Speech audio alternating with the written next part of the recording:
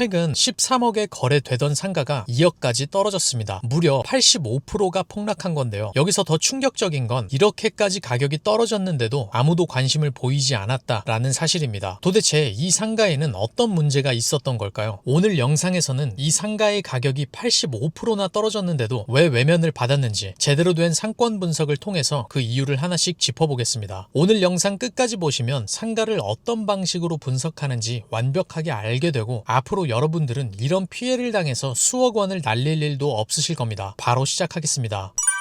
일단 해당 상가는 경매로 진행된 물건인데요. 해당 상가 8층에 전용 면적 101평짜리 상가가 2024년 8월 13억 1,600만 원으로 시작해 2025년 10월에는 2억 2천만 원까지 떨어졌습니다. 6차례나 경매가 진행되면서 가격이 무려 85% 이상 폭락했지만 단 한 명의 입찰자도 나타나지 않았습니다. 현재는 경매가 취하되었지만 이 상가가 이렇게까지 가격이 떨어지는 동안에도 아무도 손대지 않았다라는 사실 자체가 이미 이 상가의 문제를 말해주고 있었습니다. 요즘 상가 시장이 망했기 때문에 이 상가에 아무도 관심을 보이지 않았던 걸까요? 아니면 해당 상가에 우리가 알지 못하는 다른 문제가 있었던 걸까요? 제가 직접 분석해본 결과 해당 상가는 입지에 정말 큰 문제가 있었습니다. 오늘은 이 입지에 대해 이야기해보려고 합니다. 일단 해당 상가는 반경 500m 기준으로 계산했을 때 상가를 이용할 수요가 간신히 2,000세대 정도가 있었습니다. 수요를 이렇게 파악했으면 이 다음 따져보셔야 할 것이 반경 500m에 있는 1차 수요 사람들이 온전하게 이 상가를 이용하러 오느냐를 따져보셔야 하는데요. 이때는 사람들이 상권을 이용하러 갈 때 어디로 향하는지를 보셔야 합니다. 지도를 기준으로 보면 해당 상가가 있는 상권을 이용하기 위해 사람들이 이동하는 주요 동선은 사진에 표시한 화살표 방향으로 향하게 됩니다. 보시다시피 가뜩이나 해당 상권을 이용할 수요가 적은데 그 동선들마저 여러 곳으로 퍼져 있고 경매로 나온 해당 상가만으로 향하는 수요 자체도 많지 않은 것이 명확하게 보입니다. 이렇게 되면 조금 전에 분석했던 1차 수요인 2,000세대가 온전히 이 상가로 유입되기도 어렵다라는 이야기입니다. 그럼 문제는 여기서부터 발생되는데요. 이 상가를 이용할 사람들이 많지 않으니 장사를 해도 매출이 잘 나오지 않고 장사가 잘 안 되다 보니 임차인들이 하나둘씩 빠져나가게 됩니다. 그렇게 공실이 생기면 상가 주인들은 월세를 낮출 수밖에 없고 월세가 내려가면 결국 상가 가격도 함께 떨어지게 됩니다. 그러면 결과적으로 비싼 가격을 주고 구입한 상가 주인들은 수억 원의 손해를 보게 됩니다. 이렇게 상가라는 부동산은 한 가지 문제가 생기면 그 다음 문제들이 연쇄적으로 따라오게 됩니다. 따라서 상가를 보실 때는 어떤 문제들이 있는지 정확하게 판단하시고 그 문제들이 해결할 수 있는 문제인지 해결할 수 없는 문제인지를 명확하게 판단하시고 접근하시길 바라겠습니다. 그럼 앞에서 했던 분석 방법과 순서를 간단하게 정리해 보겠습니다. 첫 번째, 해당 상가 주변의 세대수, 즉 수요가 얼마나 되는지를 먼저 확인합니다. 두 번째, 그 수요가 상권을 이용할 때 실제로 어느 방향으로 이동하는지 동선을 분석합니다. 세 번째, 수요와 동선이 모두 적절하다면 그 다음에 임대료를 분석해 상가 가격이 합리적인지를 판단합니다. 상가는 이런 순서로 반드시 철저하게 분석한 뒤에 접근해야 합니다. 이 과정 중에 하나라도 놓치게 된다면 상가는 아주 큰 손해로 이어질 수 있는 투자입니다. 해당 경매 물건을 살펴보니 해당 상가는 임차인이 여러 명이었고 시설 철거 비용도 적지 않을 것으로 보였습니다. 또한 관리비가 얼마나 밀려있는지조차 확인되지 않은 상태였는데 이런 요소들 때문에 상가 가격이 이렇게까지 크게 하락했을 가능성도 충분히 있습니다. 하지만 그럼에도 불구하고 변하지 않는 사실은 하나입니다. 이 상가는 입지 자체가 썩 좋아 보이지 않았다라는 점입니다. 상가는 가격이 저렴하다고 해서 무조건 좋은 게 아닙니다. 오늘 말씀드린 내용과 분석 방법을 바탕으로 반드시 한 번 더 스스로 점검해 보신 뒤에 신중하게 판단하셔야 합니다. 그래야 나중에 상가를 샀다가 수억 원 손해봤다와 같은 이야기를 하지 않게 될 겁니다. 여러분이 상가 투자로 더 이상 손해보지 않도록 앞으로도 여러분들께 꼭 필요한 정보들로 찾아뵙도록 하겠습니다. 여러분의 연봉이 월세가 되는 그날까지 함께 하겠습니다. 감사합니다.